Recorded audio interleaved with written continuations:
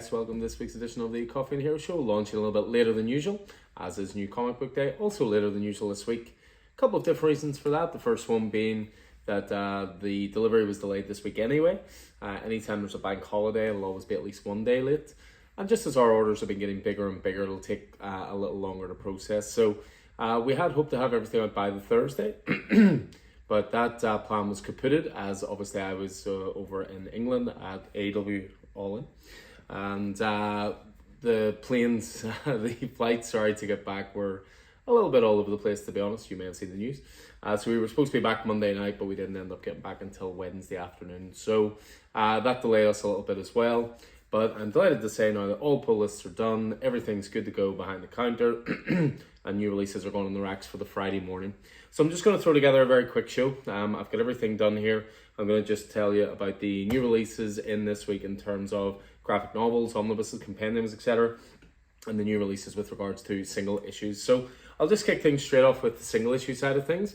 A slightly smaller week this week in a lot of ways, but we've also got some stuff this week that should have been here last week. And we've also got a very big release this week, which we'll certainly go into as well. So in terms of some indie stuff, so first of all, we've got Doctor Who Doomsday, or Doomsday, I should say. This is part of a Doctor Who event, and this is issue 2. We have Godzilla Rivals, which is Godzilla versus Space Godzilla. These are always one-shots with Godzilla against one of his main rivals, hence the very clever name. And then we also have Teenage Mutant Ninja Turtles Saturday Morning Adventures. This is Endless Summer. This is a bunch of one-shots. So, for example, if you were on Dungeons & Dragons, the Endless Summer Dungeons & Dragons will be in your pull list. If you're on TMNT, it'll also be in your pull list, but that's one for the racks. Moving away from there and on to Marvel. So this week we have Miss Marvel the New Mutant. This was the classified title a little while back in previews. Obviously not giving away that Miss Marvel was being reinvented as a mutant. So brand new #1 there, co-written no less by the actress who plays Miss Marvel. We have Star Wars Mandalorian this week. We're on season 2 of this, and we're up as far as issue 3. We have Moon Knight's Annual, which is also part of this Contest of Chaos event that's running through the Marvel Annuals this summer. So latest issue of Moon Knight. We have Cult of Carnage Misery. We're up as far as issue 4 of 5 of this mini-series. So one more to go after that. Big one this week is definitely Blade 2, not the movie, although Blade 2 is fantastic. But Blade issue 2, which is continuing on the one that Brian Hill has started and Elena Casagrande on art. And then one that should have been here last week, but we didn't receive our copies, was the Amazing Spider-Man facsimile for Amazing 300, of course, first appearance of Venom. So that has arrived in this week. With regards to DC, we've got Superboy, the Man of Tomorrow. We're up as far as issue 5 of what will be a 6-issue mini-series. We have, thank God, the end of Night Terrors. I say that again, predominantly from a store viewpoint, just the ordering for it's been a bit of a nightmare. But there's been lots of good stuff through the event itself, which makes it worthwhile. So Night Terrors Night's End, that's your final one-shot to finish that off. A big one in this week is Batman Catwoman the Gotham War Battle Line. So this is essentially a primer issue for this Batman Catwoman crossover event. Now again, from a store point of view, this is a tough one to order from because we have around 52 people on Batman, but we have 9 people on Catwoman. So not everybody who's on Batman is going to want the Catwoman issues, for example. So I've only put this in your pull list if you asked for it. If you're on Batman, I haven't put it in. But we've ordered plenty of copies, they're on the racks. This will set you up for the event. And then, as I say, you can decide. If you want us to just get the Catwoman issues in, for example, just for this event, that's not a problem to do as long as we know about it. Also out this week is Action Comics Doomsday Special. So this is a little one-shot, which is essentially Doomsday in Hell, which sounds really, really cool. Dan Waters and then Eddie Barrows on art for this one. So a little one-shot there. Moving on to the variant side of things, we have the Riddler Year 1 variant from Jock in Absolute Beauty, as you would expect. So that's the final issue of Riddler Year 1. So we don't have any for the racks because very few people would come in and ask for issue 6 of a 6-issue miniseries. But if you're on the run in terms of your single issues, it is, of course, in your pull list. Incredible Hulk, we have Frank Miller's variant cover for this. So Frank Miller's been doing a rake of variant covers recently, and this being the latest. Then we move on to Shiny Central. So first of all, we have Batman Catwoman the Gotham War Battle Line, so the one shot. But we also have a shiny version of the cover, which is done by John Boy Myers, so a variant for that. From Stanley Artgerm Lau, we have this rather beautiful Catwoman shiny foil cover. And this one is for something called Catwoman Uncovered. It's essentially similar to the Harley Quinn one that came out recently, in that it's showing off some of the great variant covers on Catwoman recently, but there's also a little bit of a story running through it as well. And then we had mentioned Amazing Spider-Man 300. There is also a foil variant cover for that as well. But that just leaves us the biggest release this week, I think, when it comes to the single issues. I say single issues, but it's a chunky bad boy. This is The Devil's Cut. So The Devil's Cut is a one-shot. It's from a new publishing company called Distillery. Now, Distillery is essentially the brainchild of a bunch of the best creators and writers around.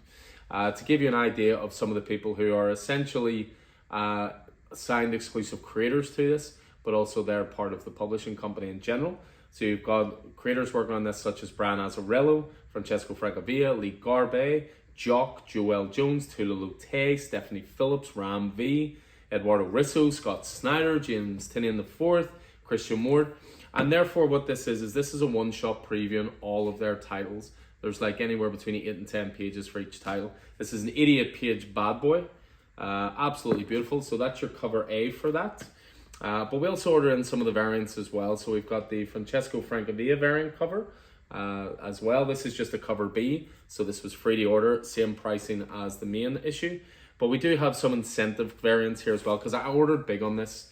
They're never going to reprint it. They're never going to restock it. I think people may come to it a little bit late, but I've got a little peek at it. It's glorious, so I think it's going to sell well.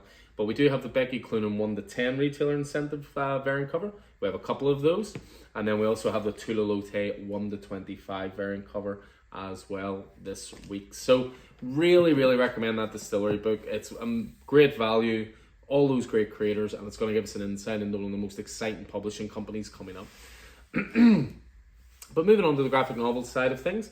So we kick things off with a couple of the modern era epic collections from Marvel. So first of all, you have Venom. This is essentially covering a lot of the Venom run done by Rick Remender. Dan Slott's involved here as well.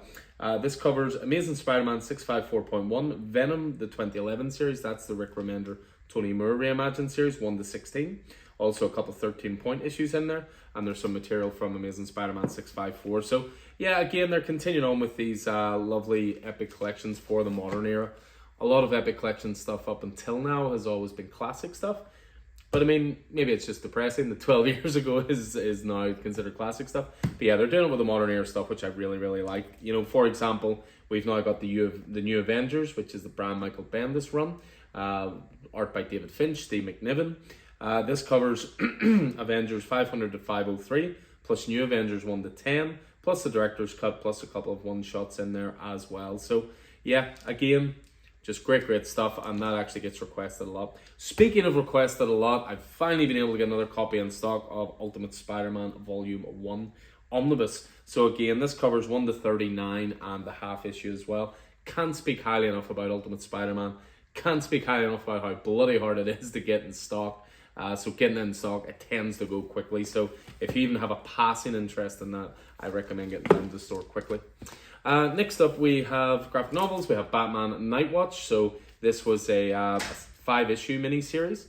The Nightwatch basically including the likes of Batwing, the likes of Nightwing, Huntress, and so on and so forth. So 5-issue miniseries, and that is the collected edition. We have the Mark Millar Juan Ramirez Nightclub. This was basically all about what if you were a teenager and you became a vampire, what would you do? Really fun series, really gory, and makes vampires very frightening again. Back in stock again is Sword of Azrael. This is the Dan Waters at Nicola Cismezia miniseries, which was 6 issues long, plus the one-shot Sword of Azrael, Dark Knight of the Soul is in there as well. Can't recommend that enough. It's another one that as soon as it comes in, it tends to go straight back out. Very popular. Back in print is The Best, and I say this as a Batman fan, the best Elseworld story from DC's history, for me anyway, which is Superman Red Sun. This is Mark Miller, Dave Johnson. This is essentially what if Superman landed in, not in America, not in Smallville, Kansas, but in the Soviet Union. Fantastic stuff. Really great miniseries, that. Back in stock is the full-size volumes for Invincible, Volume 1. So if you want to get into Invincible from the start, this collects the first 5 issues, I believe. And yeah, Invincible's another one just straight out the door. We have the greatest graphic novel of all time back in stock, which is Dark Knight Returns. It should never be out of stock. Someone obviously bought it just as I was trying to do my reorders, and I didn't have enough time to get it in, but it's back in stock now. The single greatest story of all time in comics, again in my opinion. Electro Black, White and Blood is out in normal size format. They did a treasury size edition for this already, but this collects all 4 issues of the Black, White and Blood anthology series in normal size format.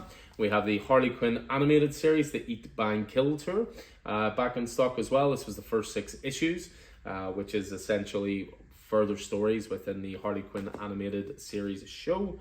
Punisher in this week, volume 2 of the fantastic Jason Aaron Jesus Says Paul Azaceta run. This covers issues 7 to 12, the King of Killers. We finish off with the Avengers Disassembled, which is Avengers 500 to 503. This is essentially some of the stuff that's in that modern Epic collection, but just the shortened down versions. This is with David Finch, Avengers 500 to 503 as well, which was beginning with the return of a team member thought dead, and by the time it's over, everything you know about the Avengers will have changed forever. And that is that. So yeah, that's it for this week. Normally I'd break it into 2 shows, go into a bit more detail, but I just wanted to get the information out there to you guys and let you know the kind of cool stuff that's come in this week. As I say, pull lists are good to go. There were 1 or 2 issues with Diamond this week, aren't there always? But again, I've worked around that as best as I can, and I'll keep you guys informed as you come in. So, yep, that's it for this week. Hope you enjoyed it as ever. Hope it proved useful, and I look forward to seeing you in the store over the next few days. Have a great time. Have a great day, guys. See you soon.